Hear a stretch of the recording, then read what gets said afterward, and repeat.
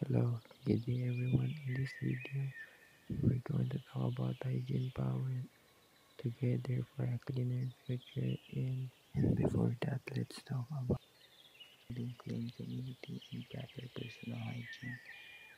Building a clean community means everyone works together to keep the surroundings healthy and safety through proper waste disposal and shared cleanliness efforts. While proper personal hygiene focuses on keeping yourself clean, such as washing hands, bathing, and wearing clean clothes to prevent illness and contribute to a healthier environment. And there are three examples of clean community and personal hygiene. First one is sanitation tips. These steps are examples is making your environment clean, kaya lisod sa bayog o galingon nga limpyo, diba dapat ang surroundings pod kay para ma-prevent natang cleanliness sa atong palibot o para pod tsada ta tanawon sa mata kay kinsa man pod ganahan og hugaw, diba murag ang mga ukok lang siguro ilaga. So yeah, for example kini ang limpyo ang kaninang hugas sa plato ana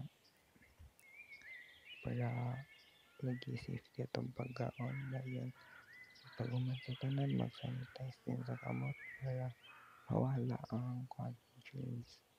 Yeah.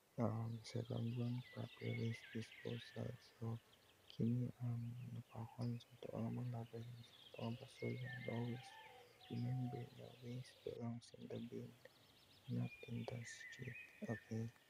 And the last example is proper hygiene, proper personal hygiene.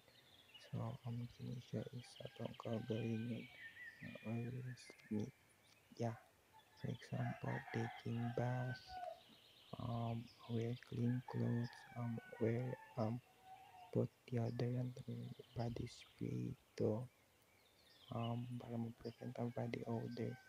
Yeah. And lastly, the role of community participation. A clean community is everyone's responsibility. Join cleanup drives, report clogged drainage or waste issues, encourage your neighbors to practice proper disposal. When we work together, we create a safer, cleaner, and healthier environment for all. So, parehas there is a naka-attach na photo, no? Nagtinabanga sila nga maglimpyo, no? Para sa anin sa left, anang marag sa dagat man siguro ni sila nagbayanihan. Then there is a right, marag sa river man ni sila nagbayanihan sila maglimpyo para malimpyo. I think that's all. Thank you for watching, guys. Keep our community clean. God bless everyone.